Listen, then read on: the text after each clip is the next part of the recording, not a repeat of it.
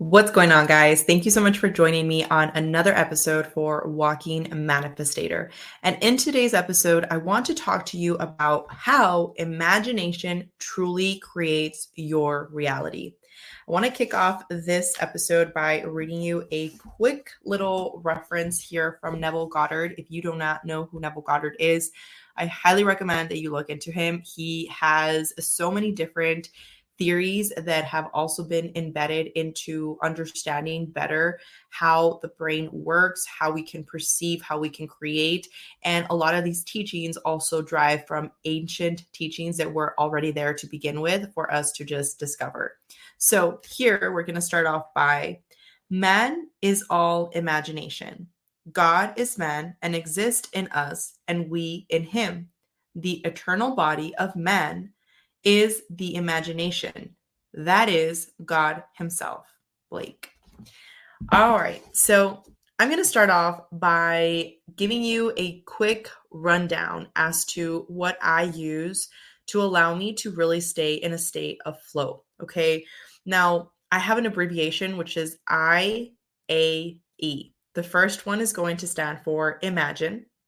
The second one, being the A, is going to be for act. And the last one, E, being embody. Now, I think this is something that if you can start really implementing it and allowing the external noise to dissipate and now really starting to focus on you, your temple, and what information you are giving and allowing to be within you, this is going to tremendously change your destination, wherever it is your destination is. But this is going to take it up a notch. And the reason for that is because until you recognize what you're really here to do, until you recognize the true power that you have within you, until you recognize the amazing being that you really are, you will never really even tap the surface of the potential that you have. So with that being said, I want to make sure that I encourage you to leave down below any questions, any theories that maybe you want to elaborate on, because this is the whole point of this podcast. It's a community. It's a community for us to grow and learn from one another.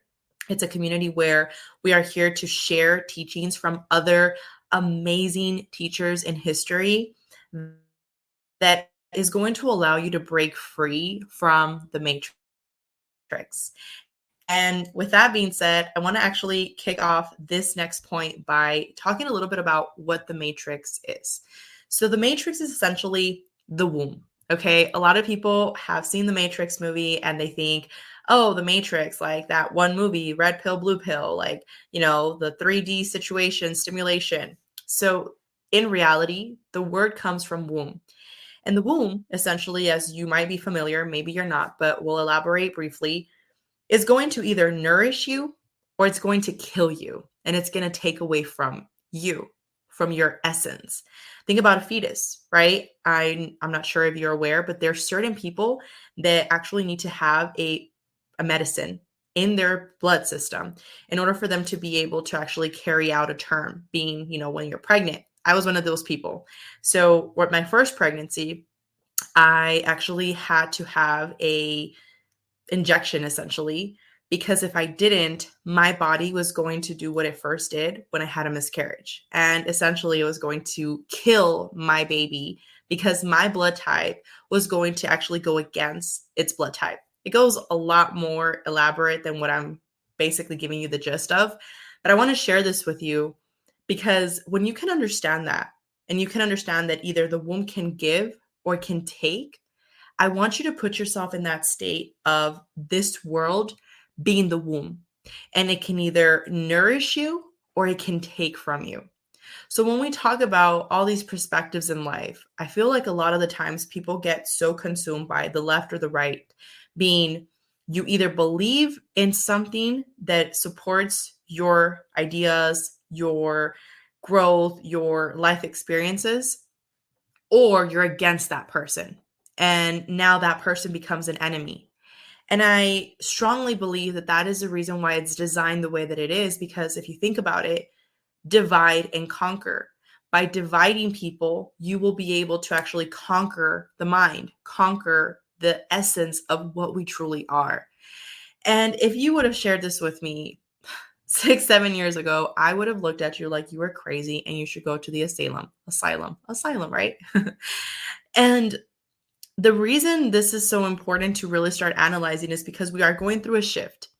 Whatever the reason it is that you're listening to this episode right now, whatever the reason it is that it came across your platform, wherever you found it, I do believe that that energy is out there and you are choosing to either receive it or deny it. And I think that we can all agree on the fact that we all have choices in life.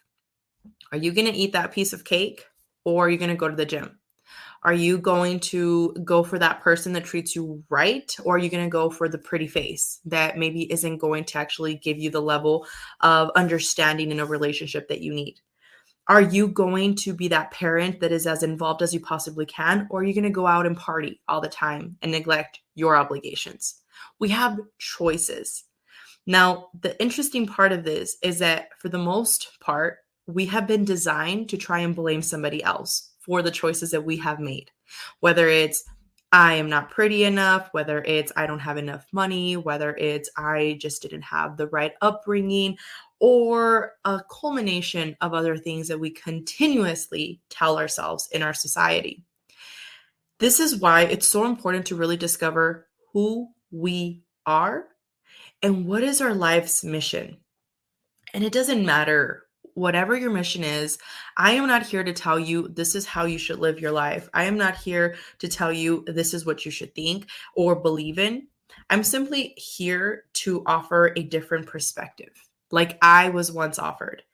I started really diving into this material when I was about 16 years old, and I really wasn't ready for that. I read my first book by Eric Tallahee, and I didn't understand it. It was talking about the ego. It was talking about these different perspectives of how your ego consumes you and how your ego can either help you or break you. And none of that stuff was making sense to me. I felt like I was reading a different language. I kid you not. When I talk about these things now, I've noticed there's a lot of people that don't actually understand some of this stuff, which is why I want to try and break it down for you as best as I possibly can, coming from somebody that wasn't born into this perspective. My son, very different. I'm teaching him about your mind and how you can create things with your mind and how you're going to attract more things into your life. I never had that growing up, but it's never too late to start. And the first point that I'm going to share with you is the I. So imagine who you need to be in order to attract what you perceive that you need. So the best way I can explain that to you is when we're thinking of something, for instance, Alexander Graham Bell. He is a person that in history was looked at as crazy once upon a time. They looked at him as crazy because he wanted to essentially create a device that was going to allow people to communicate from one point of the world to another point of the world. Therefore, that was something that was completely unheard of, and everybody that heard his theory at that time looked at him as if he needed to go to the mental institution and he should not be out here with the rest of the people. Funny enough, most of the people that are trailblazers, most of the people that tend to think outside the box, oftentimes get misjudged, oftentimes get labeled as crazy because they're not following the herd. They are going outside of the blocks that we have been given.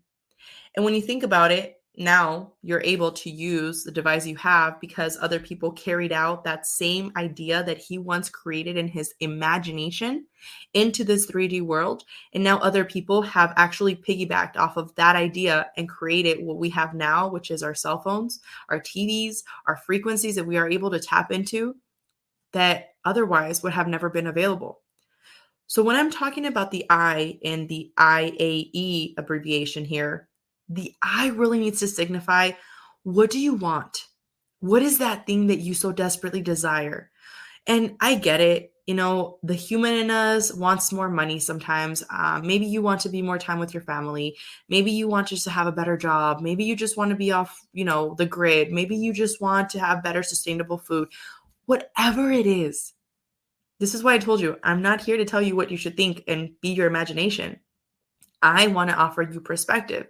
And whatever that imagination thing is for you, you need to get so clear that nobody can steer you away from it. I'll give you an example. Walking Manifestator. For me, this is something that I am so clear and I continue to get more clear on. I won't lie to you about that because there are certain things that I'm still like, where can this be changed? Where can this be improved? But for the most part, I have my goal of what I want this to symbolize. I want Walking Manifestator to be a platform where we talk about different perspectives, different ideas, where we can allow a safe space for us to grow, for people to have the ability to truly nourish their mind, their spirituality. And I want to take this across the globe. I want to be able to say this is something that is across the country that is going to allow different countries to also embody for us to be collectively a better society, not just a better race, not just a better country, a better society in the term of everywhere around the world. And in order for that to happen, there's a lot of things that need to play out. But if I don't have an actual goal, how can I ever expect this to happen? How can I expect to align with the right people? How can I expect to know where the end result is if I don't even know what the end result is in my head? So, the imagination part, for example, when I first started with real estate, I was doubted by so many of my peers. A lot of people in my family, they were like, oh my gosh, you're getting into real estate? Like, what? No, of course you're not going to succeed in that. How could you ever think you're going to do good on that? Because of my past. And for those of you that haven't heard my first episode, I share a lot about my story. But essentially, because of my hard upbringing, they thought this is not possible for you. Therefore, their limiting beliefs were also trying to limit my beliefs. But for me, I've always been very stubborn, so I didn't listen to that. And I thought, the heck I am, I'm going to show you. And that's kind of where it started, right? I was reading a book by Patrick Bet-David that was talking about your first 5 moves, and it's essentially talking about how sometimes certain things are going to trigger certain people and motivate certain people. And one of the things he talked about that motivates most of us is either thinking about the things that are going to be so great and grandiose that we want to work for, or some of the bad things that people have told us that now we're like, we're going to show you what I can do, right? That was me. When I was first starting to really like grow into, what I wanted to be in real estate, I was like, I'm going to show these people that I am not this bum person that they perceive me to be. And I'm going to show my family and everybody that has seen me growing up how badass I can be. Well, that is only going to take you up to a certain point in your life. Okay. Because if you're always focusing on how other people's ideas of you should impact how you move forward in terms of how you visualize yourself, it's a very limited chain. However, when you start focusing on what is the big vision here? What is the end result for me? I think that is going to be a lot more motivating than all the negativity that has happened in your life. Again, it's a great place to start for a lot of us, right? We need that fuel. But now changing it into something that can really push us to the next limits. And imagining is going to allow you to tap into that. Now, the second one is acting. Acting as the person that you already envision in your mind that you are in order for that to start coming into your reality. So I'm going to share an example there. When I first started getting into everything geared around real estate, I really started to act like I was a big player, even though I wasn't even a tadpole in the big pool here available, right? I envisioned myself being somebody that was amazing. I envisioned myself servicing my clients. I envisioned myself, wearing like actual nicer clothes, because at that time I had first gotten into real estate. I didn't have a lot of money. I wasn't actually able to afford a lot of different styles or outfits, and I was kind of wearing the same thing. So I started just envisioning that every time I would wear something, it was something new. I envisioned that I would go to the store and be able to afford things without looking at my bank account and worried about, am I going to be able to afford this? There were so many little things. I would actually write out on applications. I was making $100K a year. That was my goal, right? I was just so clear on the fact that I could see that in my mind, that I wanted to bring that into my 3D reality. So acting as that person that is already there, right? It's like you can feel it, you can see it, you can smell it, you can almost taste it. You're like, I'm not quite there, but I know I'm there, right? Acting as that, right? Like when you go out and you're going to have a meal with somebody and the bill comes around and it's time for you to tip the person. Are you going to be stingy and are you going to tip them a $2 bill, or are you going to be that end result version of you and tip them the, 20, 30% that being that person you would tip, instead of focusing on, man, I really don't want to give her that extra 20 bucks, right? These things are helping you start tapping into a higher frequency. And this is why when we talk about your mindset, right? Your imagination actually creating your reality, it really goes into the fact that if you cannot imagine something already happening, how can you expect that to be? How do you think that these amazing people in history were able to create something without them first thinking about it? And this is what you need to do in order for you to start tapping into that set of the assumption and acting as if that's already something that's in your energy. A lot of people get confused when they talk about manifestations. They think that the first law is actually the law of attraction. However, it's actually the law of one. The law of one basically symbolizes that you are everything. You, by actually becoming everything, you are nothing. By being nowhere, you are everywhere. By being no one, you are everyone. So, this is something that really magnetizes the level of connected oneness to everything in order for you to start really analyzing, like, hey, I am abundant. I am amazing. I am healthy. Giving yourself that grace to really understand that it is within you.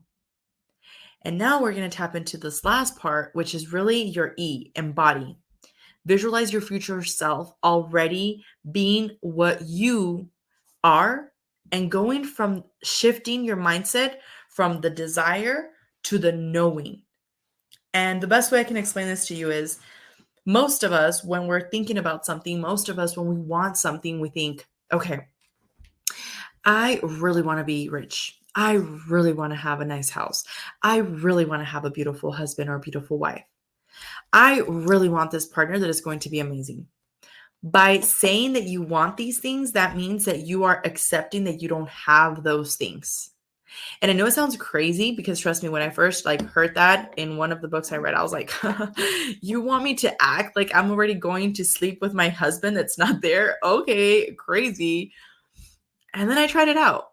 And then I started trying it out with the things that I really wanted at that time, right? I started going to sleep in the assumption of knowing that I was abundant in every single way. I was abundant in my bank account. I was abundant with my boys. I was abundant with my health. I was abundant with my spirituality. I was abundant with my mindset. I was abundant with the people that continue to be in my energy. And I was also abundant in my wisdom. And that allowed me to tear down a lot of people pleasing habits that I had, that allowed me to start breaking from a lot of things that were not serving me. And that in turn allowed me to start really aligning with the right path. And I'm telling you, a lot of people think that when you're on this journey of growth and manifestations and bringing into your existence all this different energy into your life, a lot of people think that it's like peaches and cream, right? That everything is just perfect, and that everything is just going to work out in the best possible way, and that nothing bad is going to ever happen. That could not be furthest from the truth. When you are in a growth journey, there's going to be certain things that are going to feel like you are in turbulence mode, 100%.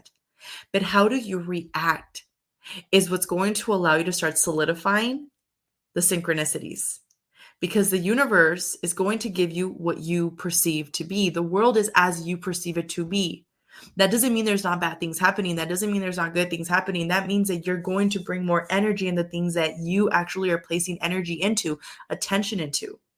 So when you're going into this growth and you're going into this mindset of saying, hey, how can I become somebody that is truly abundant in all sense of the word, all sense of the meaning behind it, and not just abundance in money, maybe abundance in opportunities, abundance in synchronicities, abundance in the fact that I am so lucky.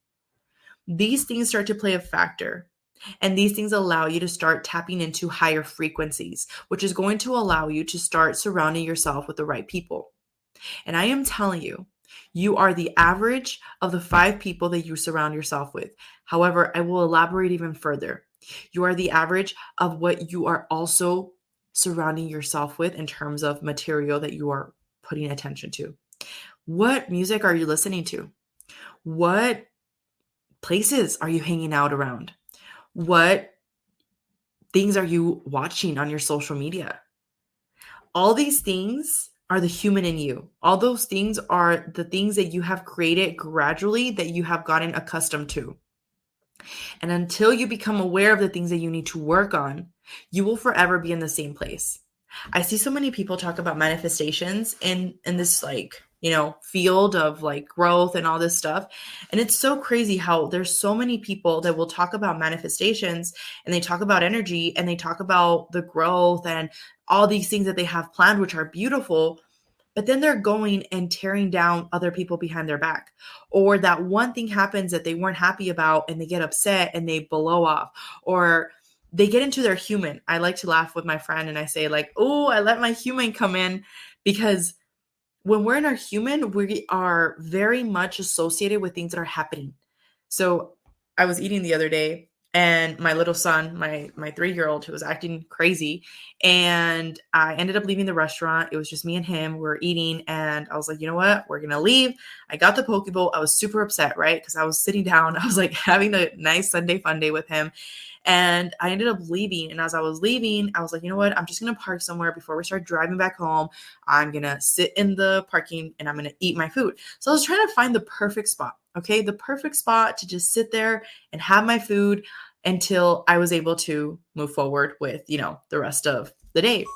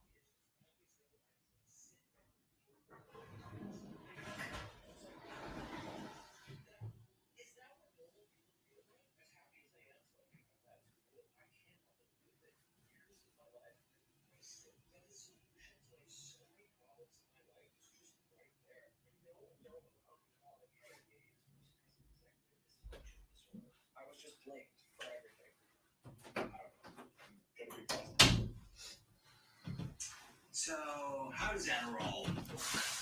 Adderall works by increasing the availability of dopamine in the brain. And when you have more dopamine, it helps you focus. It gives you more motivation. You have more mental clarity and more energy if it's the right drug for you. And, since most psychiatrists and family doctors never look at the brain, they're sort of guessing based on your symptoms. So I see if you have low activity in your frontal lobes or in the basal ganglia where dopamine works, Adderall can be super helpful. But if you have high activity, it can make you agitated. It can make you irritated. So it's very important. I have written about 7 different types of ADD. How do you know if it's right? Man, the kid is 8L7 winning.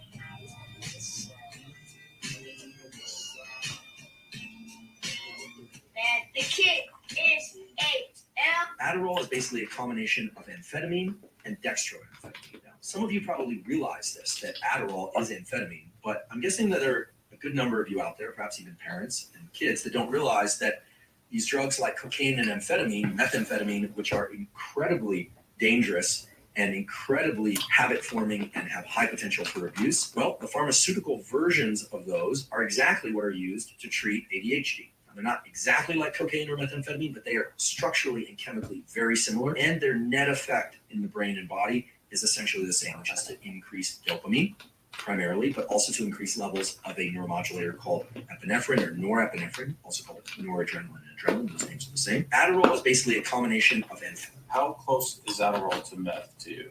Pepsi versus Coca-Cola. No. So I'm like a meth head. No, because the only differences I would say are route of administration, and that increases bioavailability, and also the fact that meth is a lot cheaper. Every time you hit that bowl, it's just like a big rush of Adderall, and then you say, well, I want another rush. And then you hit the bowl again, another rush. And you get to the point to where you're so iced out that if you take another hit, you think you're going to die. But you feel amazing at the same time, like you're floating. But as far as the lower doses, if I were to put the same dose of Adderall in my body and the same dose of meth and be at the peak of both of them, I wouldn't be able to tell the difference. I would say meth didn't have as bad of a come down for me, and it had less body load were the main difference. You talked about your struggle with Adderall, which I really applaud you for talking about, because I actually think it's a really common issue. I think it's a lot more common than like people admit or think. I remember the feeling of like my heart racing, and then you don't eat all day. Your fingers are kind of numb, and you're like, yeah, but I'm so smart. It doesn't matter. I would literally get a prescription of 3 pills a day. Strong. Like, I'm like, am I a horse? Like, do I need to be tranquilized? It just became like this feeling like I can only make any decision if I have this feeling. But now that I've been off for like almost 6 months, God, I feel like just sharper. It's like I'm just not running around in my head for no point. And so it amplified any frustration I would feel with myself all day. Yeah. So I'm just like antsy. I'm just like trying to like get my shit together. And you end up just freezing. That's what Adderall did to me. It only gets worse. Your body starts like tightening up. You really start feeling that like times a lot more when you're taking a lot. People need to know that shit's not good. In no circumstance do I think we need to prescribe that. You talked about your... This is the feeling I have searched for my entire life, for as long as I can remember, because suddenly, I'll be quiet. This is it. Hey, y'all, I just want to say, if you ever contact your medicine cabinet, please do. You know why? You know what those are? Yes, you do. You know what those are. Those are my Adderall. They're mine. They were in my probiotic bottle. You know what? Probably because at some point Holly was trying to take them. Well, he was trying to take them from me, and I had them hidden. I haven't been on medication in 1.5 years because I lost my insurance, and it's so expensive. And the doctor, I don't want to. That right there, them bad boys are going for $60 on the street. But none of y'all fools that were in my DMs back then trying to call my Adderall, don't call me. Don't call me now. I'm living my best life. I'm living my best. You can't always believe the hype. What I mean is people are always saying, oh, buy before interest rates go down. Or, oh, buy before interest rates keep going up. You better stop it. Buy when it's the right time for you. The rates really don't matter. Housing prices, they're pretty much going to keep going up. They might come down a little bit, but for the most part, they're going up. So doesn't matter about the rates. Buy when you are ready. You can't always. Oh my God. Oh my God. See, this what happens when you allow people to live in your house and they don't pay no bills. It's pretty. I mean, it's real pretty. I'm living my best life. Am I in a club or in a bedroom? Wow. Just wow. No more gatekeeping. Okay, I know this is a weird picture. I was playing Ninja at Costco with my son, but do you see under my eyes there? Like, yes, I'm smiling, but you see the difference? That was 1 week ago, and now what I've been doing for my face is using a castor oil roller ball with frankincense, and in 1 week, look at those under eyes. Keep mine in this little beauty fridge because using it cold is amazing. The metal cold feels so good and it's just so smooth. Oh my goodness. At first, I was just putting the oil on with a couple little drops of the frankincense, and then I realized that the rollerball is what I needed in my life. This time, I'm actually not selling it on here, so you'll have to go to my website. Sorry. It's been too many issues, and I would rather take care of all of the shipping and everything myself. But because I love everybody on this app, you can have this discount code, which is found here only. I am truly swearing by this and using it every day, forever. No more gatekeeping. Okay.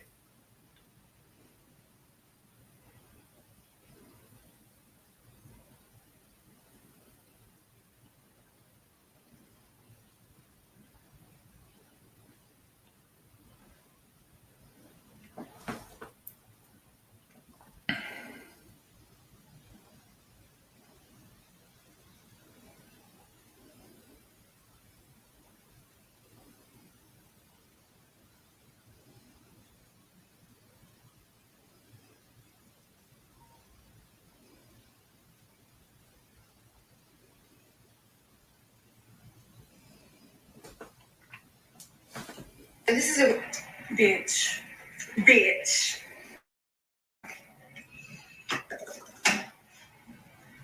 Get the fuck into it. Because Wig Fever did that. Let's talk about it.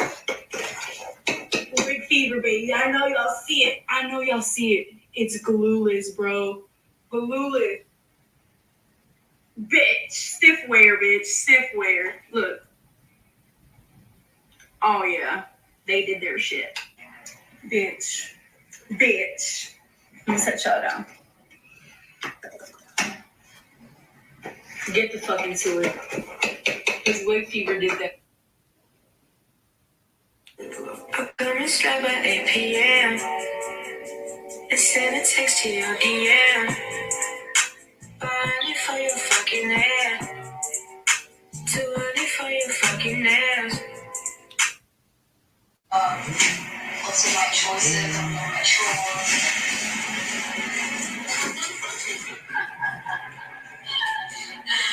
Yeah.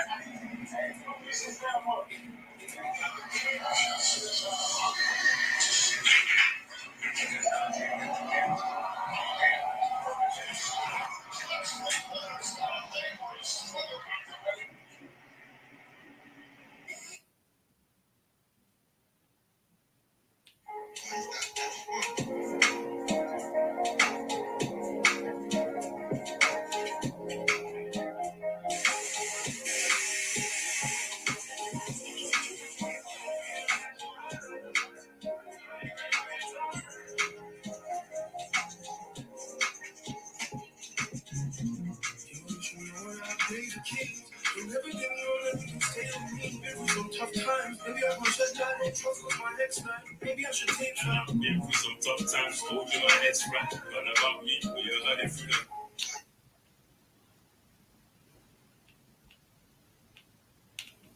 But when did you feel the need to not only do it for yourself, but spread the good news to everybody.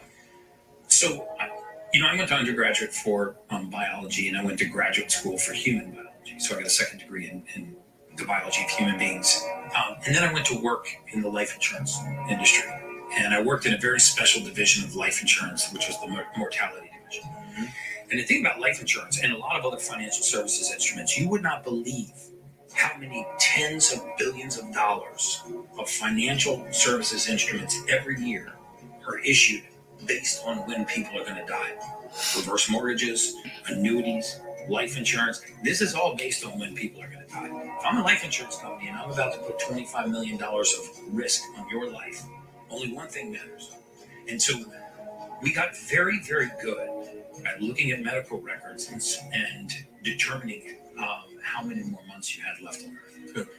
And I was brainwashed for years into just thinking that this was data, right? These were just spreadsheets. I had nothing to do with putting a person in this position. It wasn't my responsibility to get them out of this position. It was my responsibility to predict when they were going to die. And a lot of insurance companies, they might turn a person down if they feel like, oh, you're only going to be here another 2 years. Ain't no point to take that small amount for that high payout at the end of the 2 years, right? 100%. You want to know where where life insurance.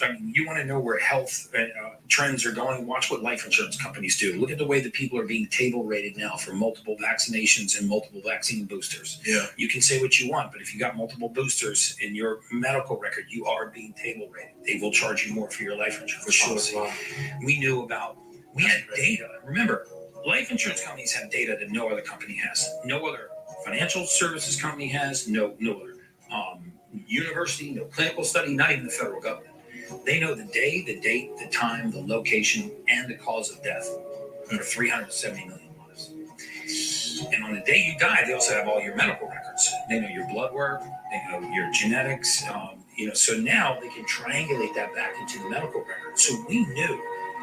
I will tell you that the database that I had access to for 20 years that I used to predict mortality, if that database could see the light of day, it would permanently change the face of humanity. It would upend modern medicine in a way that would be catastrophic. And that's why it'll never see the light of day. Because the truth about what's going on in humanity, chemicals, synthetics, pharmaceuticals, is in that database. We knew, for example, that take the African American population. 85% of the African American population is clinically deficient in vitamin D3. This is the single most important nutrient in the human body. When you're deficient in vitamin D3, you're right. When did you?